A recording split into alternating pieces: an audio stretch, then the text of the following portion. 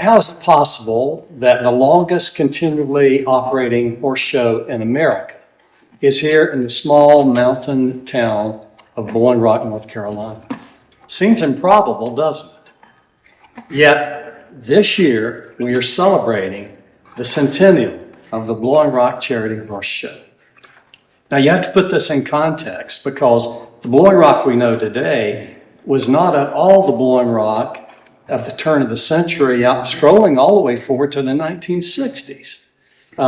We are now a year-round resort, but back in the day, I remember growing up here in Blowing Rock, the season was essentially June through August. And by Labor Day, everything had shut down except for the occasional leaf watcher. And so it's a very different environment. So as we celebrate this centennial, this remarkable accomplishment, I want to identify some of the men and women, I consider them the heroes of the Blowing Rock Horse Show, who have made this incredible accomplishment possible.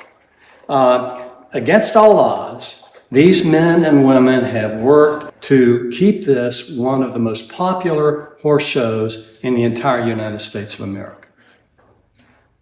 These are people who established and reinforced the idea of a small, family-oriented, fun event where old friends could congregate and, of course, compete, and also new friendships flourish. As we identify those Blowing Rock Horse Show heroes who rose up against insurmountable odds, let's remember together the one true hero, the beautiful, graceful, powerful, and soulful horse. I've said it before, and I'll repeat it here. The beautiful horse stills our heart every time. Now let's go back in time together to the 1920s, when there were two separate towns, Green Park and Blowing Rock including Mayview. It's safe to say there was an intense rivalry between the two when it came to horses and the equestrian life in our town. One of the earliest heroes of the Blowing Rock Horse Show was C.V. Hinkle of Statesville. He was one of the early owners of the Green Park Hotel and the Blowing Rock Development Company. It just so happens that he was also an accomplished equestrian who, at the turn of the century, helped organize the forerunner of today's horse show. It was called the Tournament at Green Park. In the 1920s, in celebration of this friendly rivalry between Green Park and Blowing Rock, there was an organized horse race from the Green Park Hotel all the way down to the village of Blowing Rock and back to the Green Park Hotel. Just imagine, if you will, the scene of horses racing down Main Street. And I guess it was to the delight and maybe to the horror of villagers. Now, when Moses and Bertha Cohn acquired over 3,500 acres near the village of Blowing Rock, which we know today as the Cohn Estate, they built over 25 miles of carriage roads and horse trails. Fortunately, Bertha Cohn invited the public to experience the Cohn Estate. And the best way to do that was on horseback or in a horse-drawn carriage. This led to the growth of Blowing Rock as an equestrian community and the establishment of our very first livery stables. There is no doubt that, perhaps indirectly, Moses and Bertha Cohn were also early heroes of what became the Blowing Rock Horse Show. When Lloyd M. Tate came to Blowing Rock from Pinehurst to operate a livery stable, he advanced equestrian sports and began the first official Blowing Rock Horse Show in 1923 on what is now Green Hill Circle. Lloyd Tate is certainly the foremost hero of the Blowing Rock Horse Show. He and his family, his wife Anna, children Marianne, Billy, and of course LP Junebug Tate, were instrumental in nurturing the horse show through recessions depressions, gas rationing during the World War II, and many, many other challenges.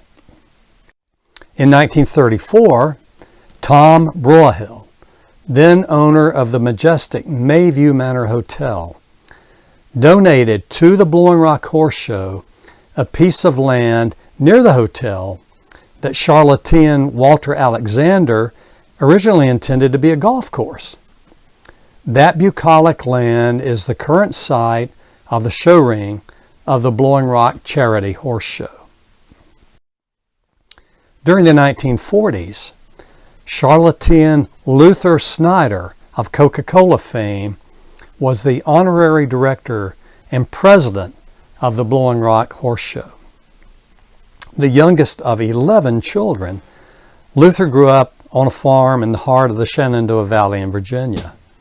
He was a very successful businessman, but ultimately his philanthropy overshadowed his success in the soft drink business. A lover of horses and an avid equestrian, Snyder helped guide the Blowing Rock Horse Show through, I would say, some of its most difficult years. To this day, in his honor, the Snyder Trophy is given to the best rider under 14 years of age. You know, perhaps one of the most loved horse show heroes embraced the simple title of volunteer.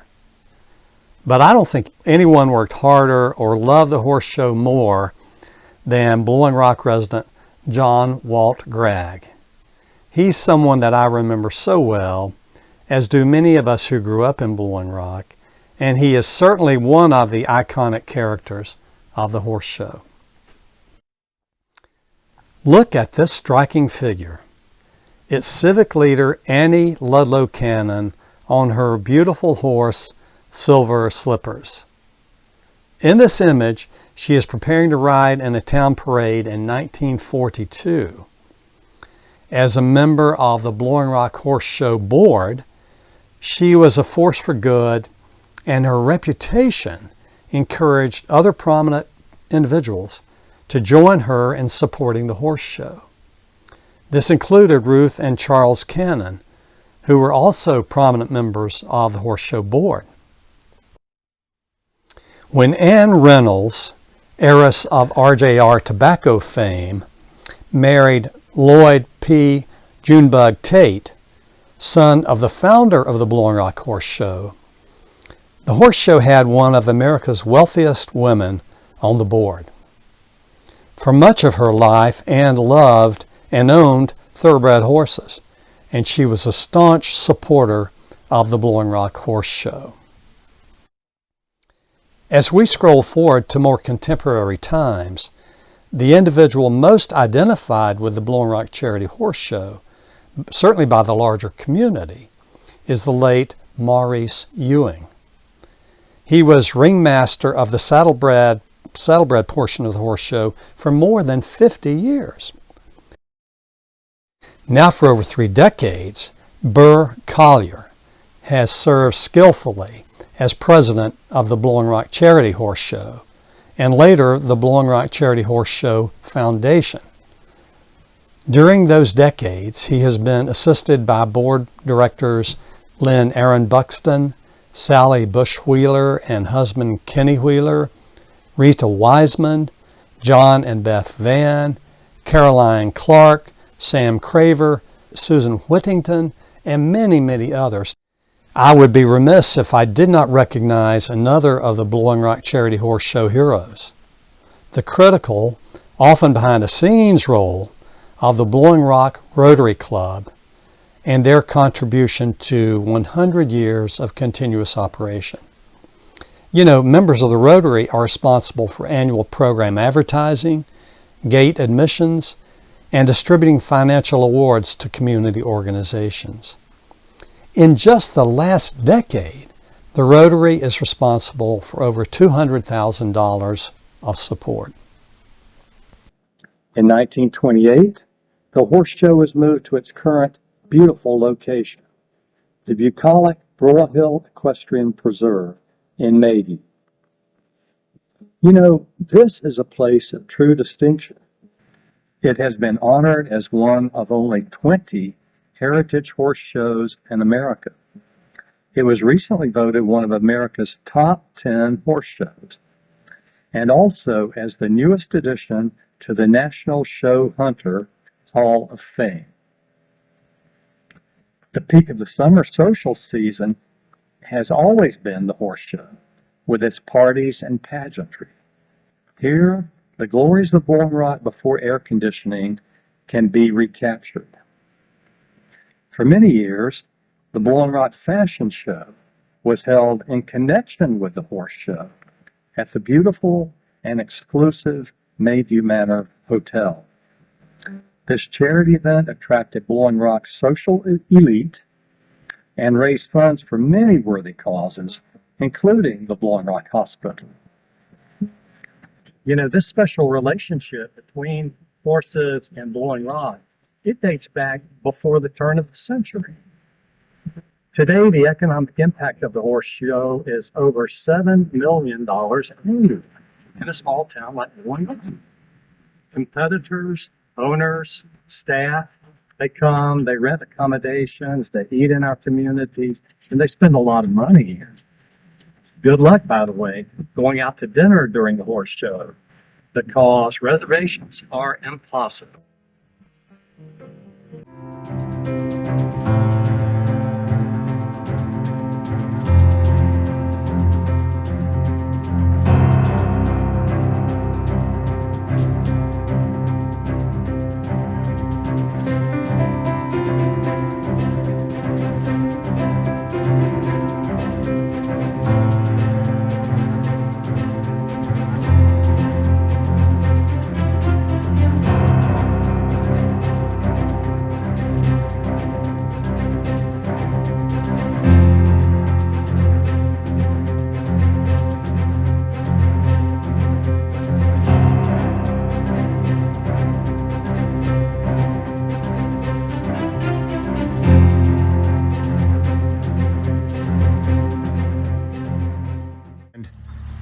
You know, as I stand here today, looking out at dozens of acres of the beautiful bucolic Broyhill Hill Equestrian Preserve, I am reminded that this truly is hallowed ground.